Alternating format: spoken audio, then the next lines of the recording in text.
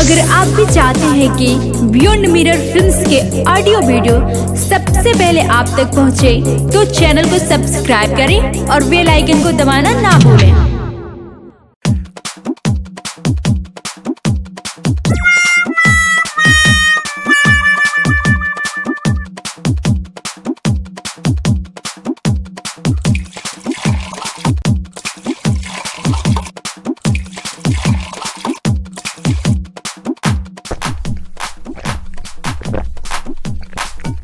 ए नर्मदा भाई, अरे होली ना खेलल जाई? खेलल जाई माटे। आशिक भाई, हाँ। कुमोद भाई, हाँ भाई। सतीश भाई, का भाई? जमुना जी, हाँ। और फारूक भाई, खेलल जाई मर्दे, खेलल जाई। अरे अपने यहाँ के राजू दीवाना, हाँ। दिलवा चुंगी, पुरौना के हाँ। सुपर स्टार का बात बा? अरे आज आवता न हो। अच्छा? आज होली खेलल जाई। ढोलक बाजे, तबला बाजे और बजे करताल। ढोलक बाजे, तबला बाजे और बजे करताल। देवरा संग भौजैया उड़े उड़े रंग गुलाल बुलो जुगी जी।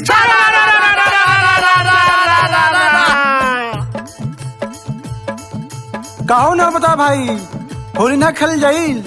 ए सतीश भाई, का हो? देखे आ गई ना राजू दीवाना। राजू दीवाना, आज खेलल जाई होली।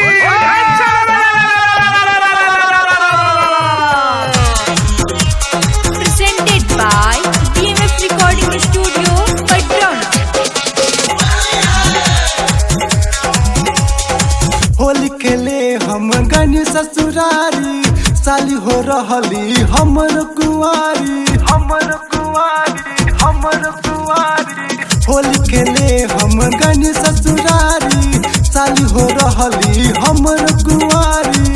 ऐसन मौका देत बिया की भूल गईन में हरारू के। सबको रंगवा डाल दिए हैं, बाकी है अब साली के।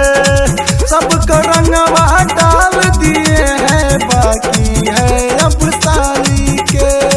जब से जवान तू भइलू ये बूची, जरता तो हर मस्ती। देखी के तो हर गदर जवानी, मन करे डाली अबीर बूची, मन करे डाली अबीर।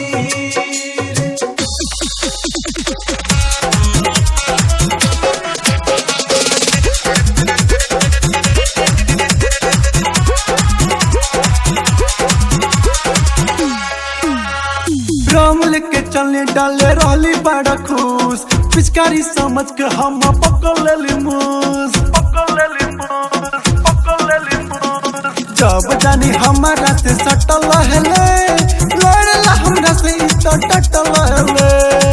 हमरो मनवा करेला भाई, काट लियो करा गाली के। सबको रंगवा डाल दिए हैं, बाकी होली खेले हम गनी ससुरारी, साली हो रहली हमर कुंवारी, हमर कुंवारी, हमर कुंवारी।